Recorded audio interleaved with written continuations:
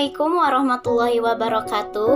Hi everyone, my name is Lita Nitiara Novianti. My ID number is 182122003. In this video, I will explain about teaching method using timeline method and show how to practice it. Firstly, we will discuss about what is timeline. Why use timeline? What does a timeline look like?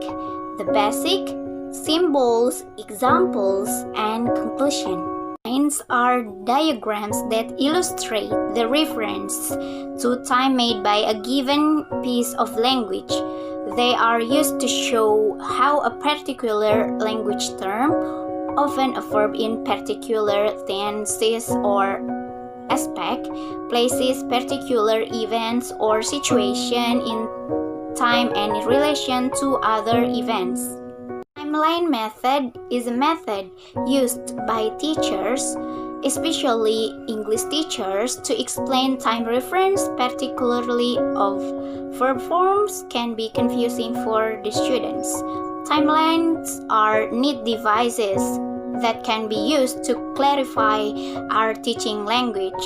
Timelines enable the communication sophisticated concepts to the lowest level of the learner and can prompt sophisticated discussion amongst highest level learners. I use timelines. The concepts which underline time reference in a language are often difficult to explain using controlled language and are often linguistically difficult to understand. Timelines are used to explain language in the more universal form of pictures, diagrams, and symbols. Most people will follow the direction indicated by an arrow. Timelines are used to first, simplify linguistic explanation. Second, reinforce the understanding of a concept. 3. Illustrate the differences between verb forms and other language items. Help students with a visual learning style. Provide a reference point for students and encourage awareness of how language refers to time in different ways. What does a timeline look like? There are no set rules for the appearance of the timeline, but we can see the example. First, the basics. A horizontal line represents basic line of time. The left of the end of the line is the first point in time. The right end is the final point in time.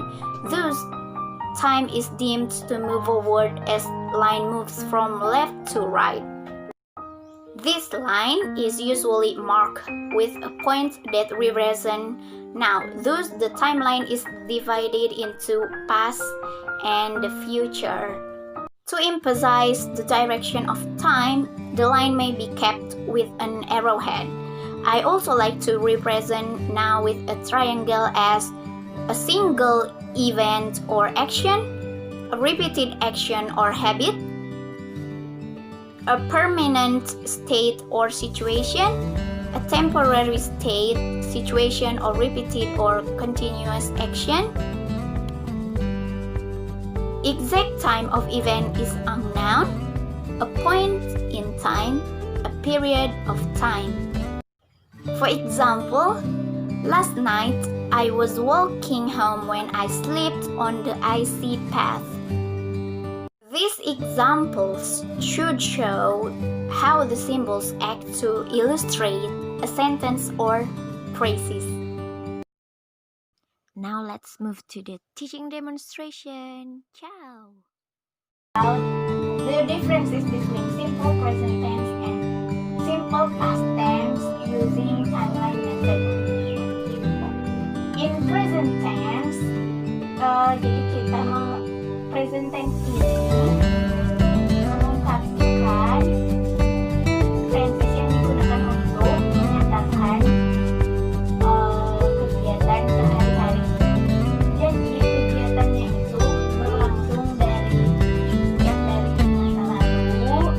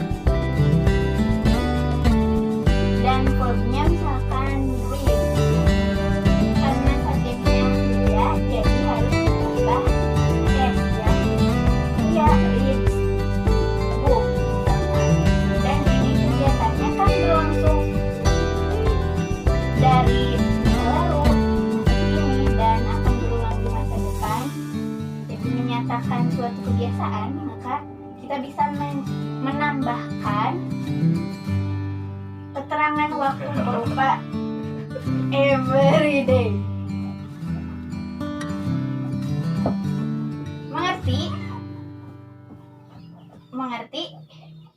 Terus untuk contoh simple past, kita bisa menggunakan subjek yang sama, Lia, tapi kegiatan read di sini hanya berlangsung di masa lalu saja. Jadi harus menggunakan verb 2. Verb 2 dari read adalah penulisannya sama, tapi dibacanya read.